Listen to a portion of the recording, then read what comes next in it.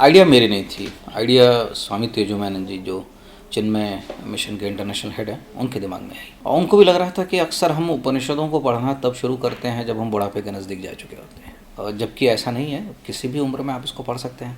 किताबों तक तो बड़े मुश्किल से लोग पहुँचते हैं, या जब साधु और सन्यासियों की सभा में जाते हैं तब लोग उसको सुनते हैं। जवानों तक कैसे पहुँचे, उनके मीडियम्स क्या हैं, तो उनके मीडियम्स टेलीविज़न हुआ, या उनका मीडियम लैपटॉप हुआ, या यूट्यूब हुआ। तो एक आइडिया तेजोमैनंद जी के दिमाग में आया कि क्यों नहीं हम इसे किसी एक ऐसे मीडियम में ले जाएं जो सबको बड़ी आसानी से मिल सके। अब जैसे ही वो टेलीविज़न पर आता है, उसके बाद वो डीवीडी पर आ जाता है, उसके बाद वो यूट्यूब पर आ जाता है, उसके बाद इंटरनेट, तमाम तरह के जो डिजिटल प्लेटफॉर्म्स हैं उस पर वो चीज़ें देखने को मिलती हैं। और इसलिए हुआ कि इसको क्यों नहीं एक सीरियल के रूप में, पहली कोशिश ये हो कि एक सीरियल के तौर पर इसको बनाया जाए। उपनिषद, तो चूँकि उपनिषद वेदांत वैदिक लिटरेचर का हिस्सा है, और ये जो विचार है या जो कॉन्सेप्ट्स हैं या जो उपनिषद है, हज़ारों सालों से इंडियन कॉन्शियसनेस का हिस्सा रहे हैं। पूरी हमारी सभ्यता, जिसको हम इंडियन सिविलाइजेशन कहते हैं, उसका विकास गंगा नदी के किनारे किनारे हुआ है।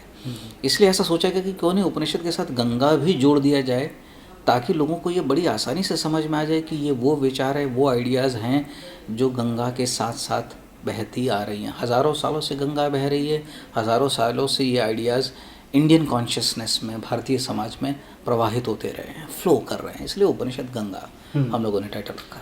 2006 के अंत में इसकी शुरुआत हुई, और 4 साल लगातार मैं और मेरे दूसरे साथी फरीद खान, अतुल तिवारी और इसके अलावा चिन्मय मिशन के जो स्कॉलर्स हैं, 4 साल लगातार पढ़ते रहे, लिखते रहे। हम लोगों को ये बात समझ में आ गई थी कि एक साथ 52 एपिसोड, एक बार ऐसा विचार भी आया कि ऐसा इरादा भी बना कि हम लोग क्यों नहीं 52 एपिसोड एक साथ लिख लेते हैं। और फिर लोगों को लगा कि फिर शायद सालों निकल जाएं, और कई बार लिखते लिखते लिखते आप थक जाते हैं और आपको लगता है कि ये मैं क्या कर रहा हूँ। तो ये तय हुआ कि 10 या 13 एपिसोड लिखे जाएं, उसको रिव्यू किया जाए, उस पर फैसला किया जाए, उनको शूट किया जाए, ताकि जो लिखने वाला दल है, जो टीम है, उसको भी थोड़ा समय मिल जाता है, ब्रीदिंग स्पेस मिल जाता है कि फिर से वो अपने को रीइन्वेंट करें और फिर से लिखने लगे। इस तरह से 4 साल और 52 एपिसोड, 4 सालों में 52 एपिसोड बने। गुलाल से पहले लगभग ये काम खत्म हो चुका था। अभिमन्यु की कोई फिल्म मैंने नहीं देखी थी। जैसे तमाम एक्टर किसी भी डायरेक्टर के पास जाते हैं, वैसे अभिमन्यु भी मेरे पास आया था। उसकी पत्नी को मैं पहले से जानता था। अभिमन्यु की खास बात ये थी कि जब बात करते करते पता चला कि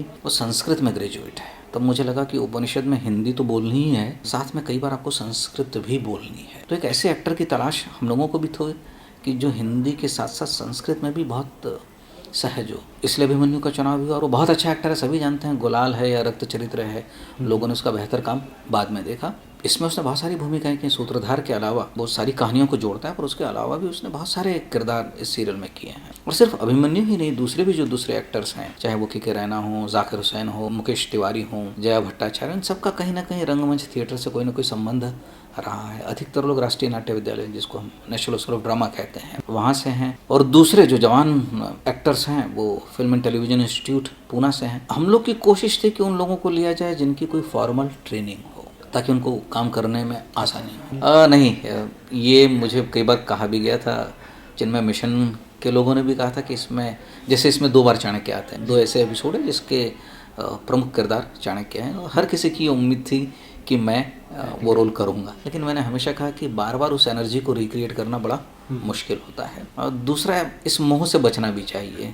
और मुझे लगता है लेखन का काम मुझे सबसे ज़्यादा अच्छा लगता है, लिखने का काम, क्योंकि उसमें आप होते हैं और आपका संसार, आप जो रच रहे होते हैं उसके बीच में आप ही होते हैं। जैसे आप डायरेक्शन में आते हैं, आपको कई लोगों से डील करना पड़ता है। लगभग 150-200 लोग आपके आसपास काम कर रहे होते हैं। और जब आप एक्टिंग कर रहे होते हैं तो वो और मुश्किल हो जाता है कि आपको तमाम आँखें, भीड़ भी आपको देख रही होती है। तो चाणक्य के बाद ऐसा नहीं था। हर साल मुझे लोग एक्टिंग के लिए कहते हैं, पर मैंने अपने लिए तय किया था कि अब चाणक्य से ऊपर ही करना है। हो सकता है 10 साल बाद कोई ऐसी अपॉर्चुनिटी आए, कोई ऐसा मौका मिले जब मैं एक्टिंग करना पसंद करूँ। आसान हुआ मेरा काम, इसलिए कि मैं हमेशा कहता हूँ कि एक डॉक्टर माइक्रोस्कोप के साथ काम करता है, इसलिए चीज़ों को माइक्रोस्कोपिकली देखना, गहराई में जाकर देखना। कोई मुझे कहता है इसलिए मैं बातों को नहीं मानता हूँ। तो कई बार मुझे लगता है कि यदि मैंने वो पढ़ाई ना की होती तो शायद मैं इतना गंभीर, इतना सीरियस काम कर भी नहीं सकता था। और सिनेमा मैं ज़्यादा एंजॉय करता हूँ, और कोई भी फिल्म मेकर जो भी टीवी सीरियल भी बना रहे होते हैं वो कभी ना कभी फिल्म मेकर बनना चाहते हैं। सिनेमा का कैनवास बहुत बड़ा होता है, लेकिन जो टेलीविज़न सीरीज़ मैंने की वो बड़ी मुश्किल रही हैं। इनफैक्ट कई बार मुझे लोग कहते हैं कि चाणक्य ये